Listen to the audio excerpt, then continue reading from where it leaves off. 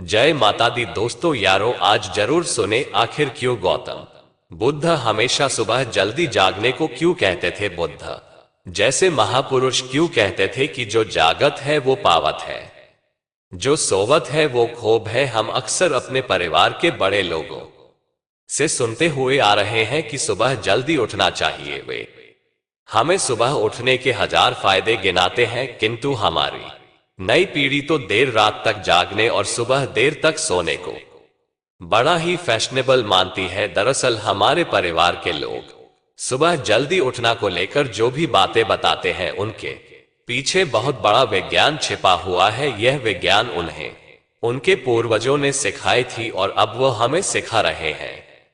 सुबह भर के समय को ब्रह्म मुहूर्त के नाम से जाना जाता है और इस समय हमारा दिमाग, प्रकृति और वातावरण सब कुछ बहुत ही सकारात्मक रूप से सक्रिय होते हैं। इस समय पर जो भी प्रार्थना या ध्यान किया जाता है उससे सफलता मिलती है। आइए आपको बौद्ध सन्यासी की कहानी सुनाते हैं। आपको बताते हैं कि ब्रह्म मुहूर्त का रहस्य जानकर पूर्ण जीवन बदल गया। कथा शुरू करने से पहले चैनल भक्ति में शक्ति 8824 को सब्सक्राइब जरूर कर ले। इस कथा में सिर्फ ब्रह्म मुहूर्त के रहस्य के साथ एक ऐसी ध्यान की विधि बताएंगे जिससे अगर कोई 21 दिन अपनाता है तो वो अपने सपनों को साकार कर सकते हैं। उसे ब्रह्मांड की शक्तियों की विशेष मदद मिलने लगती है। इसके साथ वो व्यक्ति अपने मन को स्थिर और बुद्धिमान बन जाता है। दोस्तों, गौतम बुद्ध की शिक्षा हर किसी के जीवन को नई दिशा दे सकती है। अगर आप भी इसे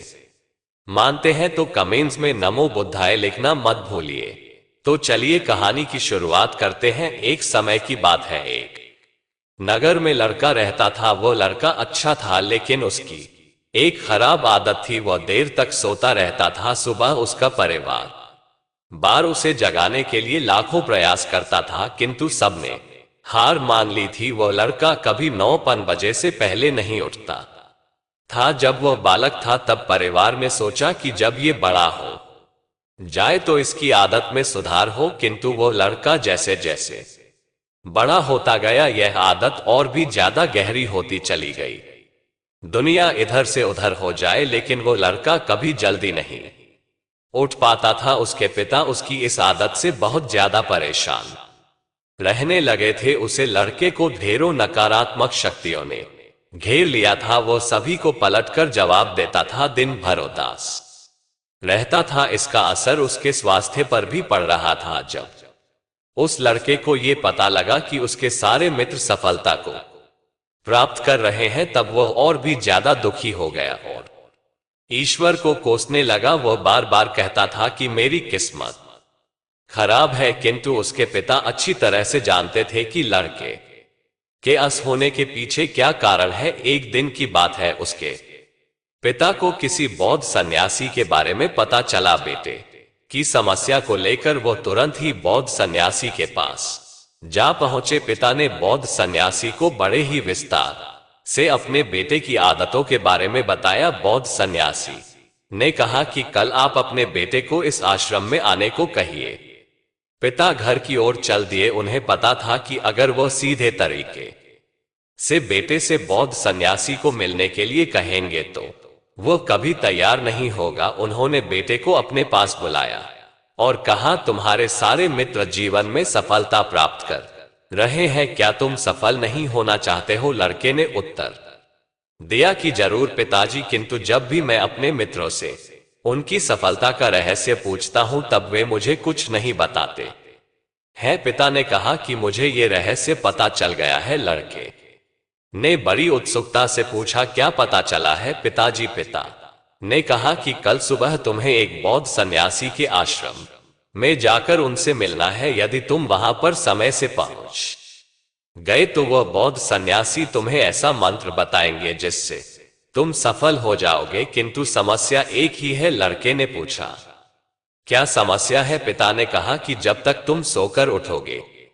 तब तक सन्यासी से मिलने का समय समाप्त हो जाता है। लड़के ने कहा कि पिताजी, मैं कल पूरी रात जगा रहूंगा और सुबह सन्यासी से मिलकर आऊंगा। पिता ने कहा कि ठीक है, सदैव उसे सन्यासी की आज्ञा में रहना। पिता की बातें सुनकर वो लड़का बहुत अधिक उत्सुक हुआ। जीवन में पहली बार उसने रात्रि जागरण किया, किंतु थोड़े ही समय में उसे नींद आ गई और वो सो गया। अगली सुबह जब वह उठा तो उसे पता लगा कि सन्यासी से मिलने का समय समाप्त हो चुका था। उसके पिता ने लड़के की ओर देखा और कहा कि तुम जीवन में कभी सफल नहीं हो पाओगे, जाओ जाकर सो जाओ। पिता की यह बात सुनकर लड़के को बहुत दुख हुआ। उसने मन ही मन स्वयं को चुनौती दी कि कल सुबह वो बौद्ध सन्यासी से मिलने अवश्य जाएगा। उसने अपने हाथ में एक छू से एक घाव बना लिया। दर्द के कारण उसे नींद नहीं आई। यह ऐसा पहला अवसर था जब उसने अपने जीवन में सूर्योदय देखा। वो तुरंत ही तैयार होकर बौद्ध सन्यासी से मिलने के लिए चल दिया। आज उसका अनुभव कुछ अलग था। वह बेहद शांत महसूस कर रहा था। चलते चलते वह बौद्ध सन्यासी के आश्रम में पहुंचा। वहां पर उसने देखा कि बौद्ध सन्यासी और उनके सभी शिष्य ध्यान लगाकर बैठे हुए हैं। ज्ञान का समय समाप्त हुआ। तब लड़का वह बौद्ध सन्यासी के पास पहुंचा और उन्हें प्रणाम करते हुए बोला कि आपके पास कोई ऐसा मंत्र है जिससे मैं सफल हो सकता हूं? कृपया करके मुझे वो मंत्र बताइए। मैं भी अपने मित्रों के समान सफल होना चाहता हूं और अच्छा जीवन जीना चाहता हूं। बौद्ध सन्यासी मुस्कुराए और बोले, अच्छा तो तुम वही बालक हो। तुम्हारे पिता मुझसे मिलने आए थे और उन्होंने तुम्हारे विषय में मुझे सब कुछ बताया। मैं तुम्हें वह मंत्र अवश्य बता देता। किंतु लड़का घबरा गया। उसने पूछा, किंतु क्या गुरुदेव? मैं तुम्हें वह मंत्र बताऊंगा, किंतु अगले की दिनों तक तुम्हें मेरी आज्ञा में रहना होगा। मैं तुम्हें वो मंत्र 21 दिनों के बाद बताऊंगा। तब तक मैं तुमसे जो भी कार्य कहूंगा उसे तुम्हें करना होगा। यदि तुम असफल हुए या कार्य के बीच से तुम्हारा संकल्प टूट गया तब उसे मंत्र का असर नहीं होगा। दृढ़ निश्चय के साथ उसे लड़के ने कहा कि मुझे आपकी सारी आज्ञा स्वीकार है। मैं अगले 21 दिनों के लिए आपका दास हूं। आप जो भी कहेंगे मैं वही करूंगा। मुझे केवल और केवल उसे मंत्र के बारे में जानना है। बौद्ध सन्यासी ने कहा कि ठीक है, कल से तुम्हारा विकार शुरू होगा। तुम इसी आश्रम में निवास करोगे। वो लड़का आश्रम में निवास करने के लिए तैयार हो गया। बौद्ध सन्यासी ने कहा कि यहां रहते हुए तुम्हें ब्रह्म मुहूर्त में उठना होगा और दूसरे शिष्यों की तरह ध्यान और तप करना होगा। साथ ही आश्रम के कार्यों में भी सहायता करनी होगी। ध्यान रहे ये संकल्प टूटना नहीं चाहिए। लड़का बौद्ध सन्यासी की बातों से सहमत हो गया। अगले दिन से उसके कार्य के दिन की शुरुआत थी। इस बार लड़का इतना दृढ़ निश्चय था, किंतु एक सप्ताह बीतने के पश्चात ही उसका संकल्प टूट गया और वह 8वें दिन देर तक सोता रहा। वह रोते हुए बौद्ध सन्यासी के पास पहुंचा और कहा कि मेरा संकल्प टूट गया है। अब मैं जीवन में कभी सफल नहीं हो पाऊंगा। बौद्ध सन्यासी ने उसे समझाते हुए कहा कि एक बार फिर से शुरुआत करो, फिर से संकल्प करो। लड़के ने बौद्ध सन्यासी से प्रश्न किया कि सुबह उठना इतना आवश्यक क्यों होता है और यहां पर सभी लोग इतनी जल्दी क्यों उठ जाते हैं? तब बौद्ध सन्यासी ने लड़के को समझाते हुए कहा कि सुबह यानी ब्रह्म मुहूर्त में उठने के पीछे बहुत बड़ा विज्ञान छिपा हुआ है। लड़के ने कहा कि कृपया करके मुझे वो विज्ञान बताए। बौद्ध सन्यासी ने कहा कि रात्रि को 4 पहर में बांटा गया है। पहला रुद्रकाल, जिसका समय शाम 600 बजे से लेकर 9 बजे तक होता है। दूसरा राक्षस काल, जिसका समय 900 बजे से 12 बजे तक होता है। तीसरा गंधर्व काल, जिसका समय रात्रि 12 बजे से भर 3 बजे तक होता है। और सबसे अंत में जो पहर आता है उसे मनोहर काल कहते हैं। इस समय को ब्रह्म मुहूर्त या अमृत बेला के नाम से भी जाना जाता है। इसका समय 3 बजे से सुबह 6 बजे तक होता है। यह वो समय होता है जब पूरे संसार की नकारात्मक शक्तियां निष्क्रिय अवस्था में होती हैं और सकारात्मक शक्तियां सक्रिय होती हैं। ब्रह्म अर्थात देव मुहूर्त अर्थात समय। ब्रह्म मुहूर्त का अर्थ देवों का समय होता है। इस समय देव धरती विचरण कर रहे होते हैं और जागृत मनुष्य पर उनका बड़ा ही सकारात्मक प्रभाव पड़ता है। ब्रह्म मुहूर्त ऐसा समय होता जिसमें मनुष्य का मस्तिष्क बिल्कुल खाली होता है, इसमें किसी प्रकार के कोई विचार नहीं होते हैं। और जब इस समय व्यक्ति अपनी पुस्तक खोलकर पाठ का अध्ययन करते हैं तो उन्हें सब कुछ जल्दी जल्दी याद भी होता है और ये लंबे समय तक याद रहता है। यह ऐसा समय है जिसमें हम ज्ञान को समझने का प्रयास करते हैं। इस कारण और आश्रम के सभी शिष्य और संसार में बहुत से ज्ञानी लोग ब्रह्म मुहूर्त में ही उठ जाते हैं। प्राचीन चीन काल में रोशनी का कोई स्रोत ना होने के कारण लोग अपने दिन का समापन सूर्यास्त के साथ और आरंभ सूर्योदय के साथ करते थे। ये एक तरीका है जिससे मानव जीवन प्रकृति के साथ तालमेल बनाकर चलता है। उसे लड़के ने कहा कि ठीक है, मैं कल से अपना संकल्प फिर से शुरू करता हूं, किंतु ब्रह्म मुहूर्त में उठकर मुझे क्या क्या करना चाहिए। तब बौद्ध सन्यासी ने कहा कि मैं तुम्हें बताता हूं कि ब्रह्म मुहूर्त में क्या और कैसे करना चाहिए। सबसे पहले उठकर धरती पर पांव रखने से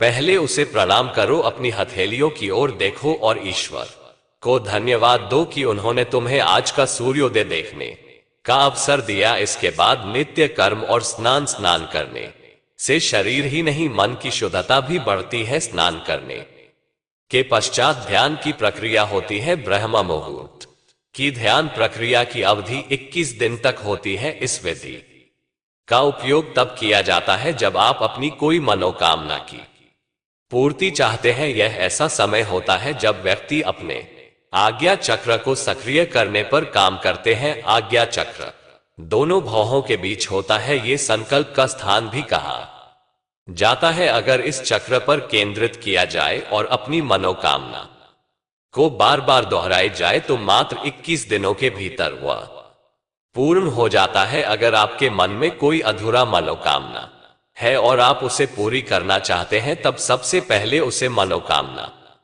का स्पष्टीकरण कर ले। आपको क्या चाहिए यह निर्णय अवश्य कर ले। इसके बाद ध्यान की विधि को शुरू करें। ब्रह्म मुहूर्त में स्नान के बाद एक ऐसा स्थान चुने जहां पर वायु का प्रवेश हो। ध्यान में शुद्ध प्राण वायु का होना आवश्यक होता है। ज्ञान की मुद्रा में रीढ़ की हड्डी सीधी होनी चाहिए, साथ ही गर्दन भी सीधी होनी चाहिए। सुखासन की अवस्था में दोनों हाथों को घुटनों पर रखकर आंखें बंद करके बैठ जाए। हाथ की मुठ को बंद कर ले और 2-3 मिनट तक बिल्कुल शांत हो जाए। जब आपका शरीर स्थिर हो जाए और श्वास भी शांत हो जाए तब उसके बाद अपना सारा ध्यान आज्ञा चक्र पर लगाएं।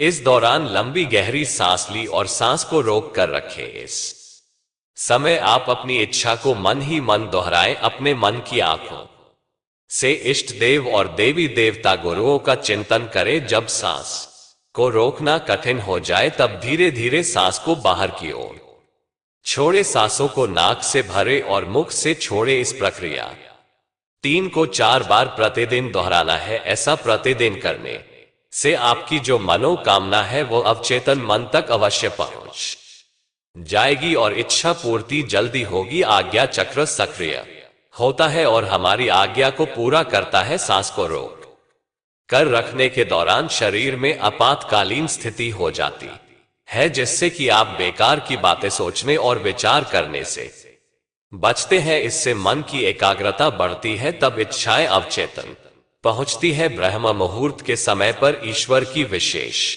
कृपा होती है और कोई भी व्यक्ति जब अपनी मनोकामना को इस समय दोहराता है तो उसकी इच्छा है जल्द से जल्द पूरी होती है। इस प्रकार बौद्ध सन्यासी ने उसे लड़के को ब्रह्म मुहूर्त का महत्व बताया। अगले 21 दिनों तक उसे लड़के ने बड़े ही मन के साथ इस प्रक्रिया को अपनाया। अब वो बहुत ही ज्यादा अनुशासित और शांत स्वभाव का व्यक्ति बन चुका था। अपना संकल्प का पूरा कर लेने के पश्चात वह व्यक्ति बड़े ही प्रसन्न भाव से सन्यासी के पास पहुंचा और कहा, हे गुरुदेव, मैं 21 दिनों का संकल्प पूरा कर लिया है। अब कृपया करके मुझे सफल होने का मंत्र बताइए। बौद्ध भिक्षु ने मुस्कुराते हुए कहा कि पिछले 21 दिनों से जो अभ्यास तुम करते हुए आ रहे हो वही तुम्हारी सफलता का मंत्र है।